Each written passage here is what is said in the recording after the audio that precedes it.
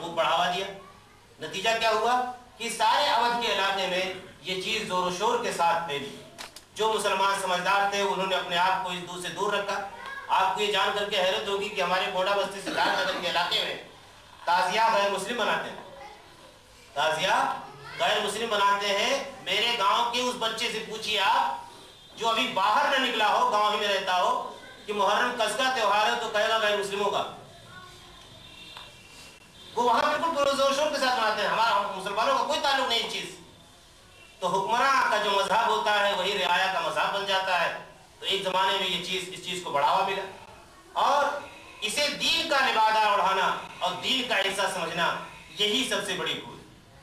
ایک تو دین مکمل ہو گیا اللہ کے رسول کے زمانے میں, بعد میں کوئی واقعہ پیش آتا ہے اس کا دین سے کیا تعلق ہو سکتا ہے, اور پھر اسے باعث ثواب. اس حدیث کے ذیل میں آتا ہے جس میں اللہ کے نبی نے فرمایا کہ من احدث فی امرنا ھذا ما لیس منہ فہو رد. بخاری شریف کی حدیث ہے. حضرت عائشہ رضی اللہ تعالیٰ عنہ اس حدیث کی راوی ہے کہ جو ہمارے اس دین میں کوئی ایسی بات نکالے جو اس دین میں نہ ہو تو وہ رد ہے, قابل رد ہے, یا وہ نکالنے والا نئی بات کا مردود ہے. تو یہ اللہ کے نبی صلی اللہ علیہ وسلم نے یہ قاعدہ کلیہ بیان کر کے ہمیشہ کے لیے اس سلسلے کو بند کر دیا کہ دین کے اندر کوئی نئی چیز داخل کی جائے. اب کھچڑا ہے, کھانا ہے, سبیل ہے, یہ ایک پورا سلسلہ ہے. اگر آپ پوچھئے کہ حضرت حسین رضی اللہ تعالیٰ عنہ کے نام کی یہ نظر ہے, اللہ کے نبی نے فرمایا کہ من نظر لغیر اللہ فقد اشرک, جس نے غیر اللہ کے نام کی نظر مانی اس نے شرک کیا. یہ سارے ثواب ہے حضرت حسین رضی اللہ تعالیٰ عنہ کے لیے. تو بھائی حضرت حسین رضی اللہ تعالیٰ عنہ کے لیے سارے ثواب کیوں؟ حضرت حسن کے لیے کیوں نہیں؟ حضرت علی کے لیے کیوں نہیں؟ حضرت امیر حمزہ کے لیے کیوں نہیں؟ شہدائے بدر کے لیے کیوں نہیں؟ شہدائے احد کے لیے کیوں نہیں؟ کتنے سارے مسلمان کرام صحابہ کرام اس زمانے میں شہید ہوئے, ان کے لیے سارے ثواب کیوں نہیں؟ یہ خاص اس شخصیت کے لیے سارے ثواب کا کیا مطلب؟ تو سارے ثواب کا کی یہ پوری تھیوری یہ پوری غلط ہے. اللہ کے نبی صلی اللہ علیہ وسلم نے کہیں اس بات کی تعلیم نہیں دی. امت کے تمام گزرے ہوئے لوگوں کے لیے امت کا ایثار ثواب یہ ہے کہ آپ ان کے لیے دعا کریں, آپ انہیں اپنی دعائے خیر میں یاد رکھیں. ربنا اغفر لنا ولإخواننا الذين سبقونا بالإيمان. قرآن مجید نے کہا کہ اے اللہ تعالیٰ ہماری مغفرت فرما اور ہمارے ان بھائیوں کی مغفرت فرما جو ہم سے ایمان میں یعنی سبقت لے گئے یا پہلے مومن ہوئے اور وہ گزر چکے دنیا سے. تو ان کے لیے ایثار ثواب یہ ہے کہ آپ ان کے لیے دعا کریں, نہ کہ یہ ساری رسمیں نکالی جائیں. اور رسموں کو ظاہر بات ہے کہ آپ یہ سمجھتے ہیں یہ جو کھانے جتنے قسم کے ہوتے ہیں یہ اس پر غیر اللہ کی رضامندی کی مہر لگی ہوتی ہے اور یہ کھانا حرام.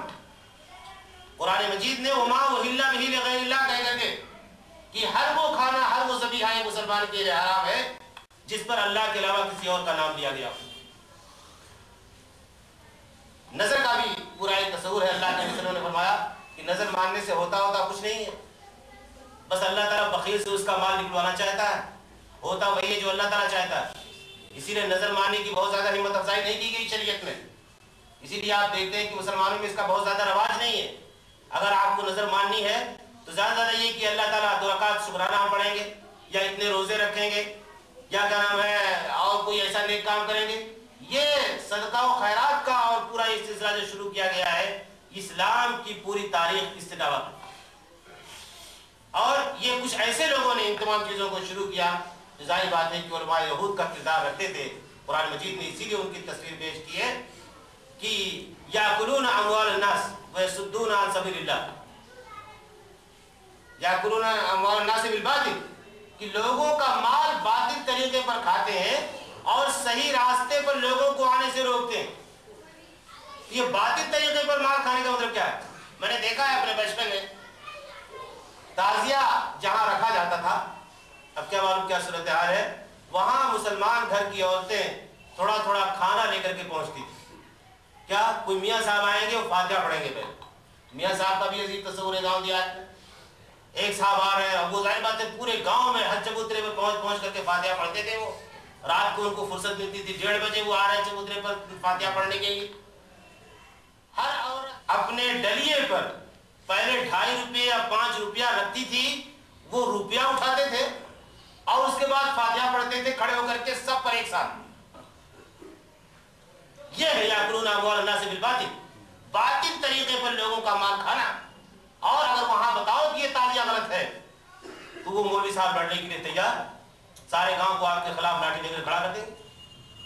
वयसुद्दून अन सबीलिल्लाह, अल्लाह के रास्ते, सही रास्ते पर आने से रोकना और लोगों का माल बातिल तरीके पर खाना, ये सारी वो रस्में हैं जो मुस्लिम समाज माशरे के अंदर राइज की गई। और एक मुसलमान उसे दीनदारी की अलामत समझता है और बड़े शौक से खाता है, चलता फिरता है, लोगों को दावतें देता है। यहाँ देखता हूँ बड़े बड़े जोहादरी और पीर मुर्शिद किस्म के लोग बड़े बड़े खानदानों में बड़े बड़े लोगों के यहाँ ठेला खाने के लिए पहुंच जाते। हराम है ये खाना, इस वजह से कि शरीयत में इसकी कोई इजाजत नहीं।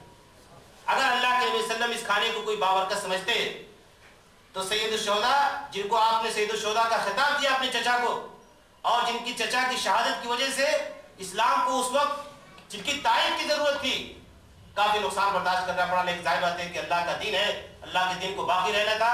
ऐसे वाक़यात होते रहते हैं, लेकिन अल्लाह के नबी सल्लम ने उनकी वो में शहादत पर कभी ना कोई खिचड़ा बनाया और ना खिचड़ा बनाने की इजाजत दी, ना ऐसी कोई तकरीब मुनाफिक की। तो ये जो 10वीं मुहर्रम का पूरा खेल है, किन हजरात का है और किन जज्बात के तहत है, तारीखी वाक़यात क्या है, अहले सुन्नत के लोग पूरे तौर पर वाक़िफ़ हैं। लेकिन मुझे हैरत की बात यह है कि मौलाना अहमद रज़ा खां बरेलवी ने अपनी किताब बहार शरीयत में, फतावा रिज़विया में, मुहर्रम के ताज़िये को बनाने को और ताज़िया देखने जाने को, हर तरह की उसमें शिरकत करने को हराम करा दिया। लेकिन कैसे हैं वो लोग जो उनको अपना मुक्तदा और पेशवाई मानते हैं और ये सारे काम बढ़ चढ़ कर करते हैं। एक चीज आप और देखेंगे, बाजा देखेंगे आप इसमें। बाजा गम की अलामत है, खुशी की अलामत है।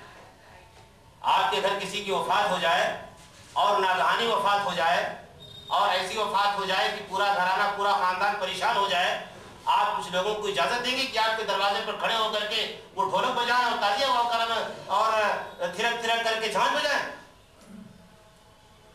ये कैसा मातम?